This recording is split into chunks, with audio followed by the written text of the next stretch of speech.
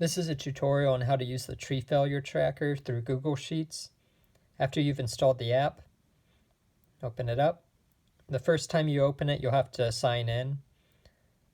You should see this tree failure tracker Missouri file here. If you don't, it means the file has not been shared with you and you need to reach out to us so we can share it with you. So you'll tap that. It's going to open up to the instructions tab. This is set up like Excel, so the tabs are down here at the bottom.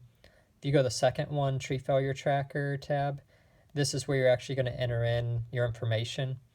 And then that's followed by a few of these list tabs, which are how you populate drop-down lists in here.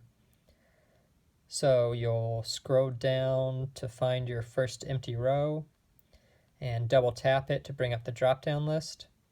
So you'd select the date, which this is always the current date at the top. If you need a different date that's not on this list, you can tap the keyboard button and then put in the date you need, hit the check mark. Then on name, you would select your name. Again, if it's not in here, keyboard button, select the letters, type it in. Or you can just make it easy on yourself and put in the drop-down list selection. So hit that check mark to get out of the cell formatting, hit the check mark at the top left. Now we can find list name here. So you would just add your name on the next row. And you would put in your last name, comma, first name, check mark, and then up here you can sort it. So if you tap that, do A to Z, and now it's all sorted.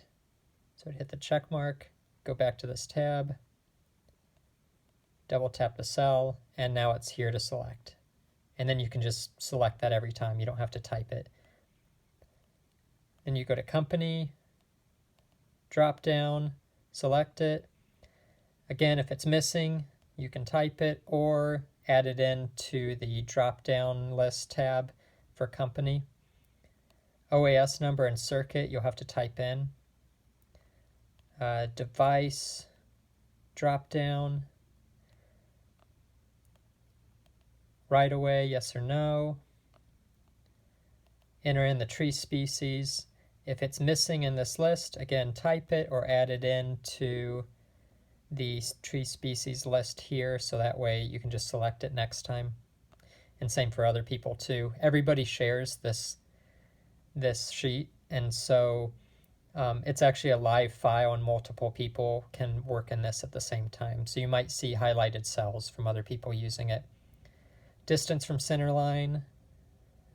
Sometimes a drop-down list will pop up blank like this, and it's just being finicky, so you'll just want to tap out of it, hit the check mark, go back in, and then the items will be there. Make your selection for the range. Wind speed, see how it's not showing again? Just do the check mark, go back to it, and that's there. So you'll do that for cause, observable defects, trim date, district, and then if you want to add any notes, you can. And if you don't have any other entries to put in, then you're done and you can close it out and it's automatically saved.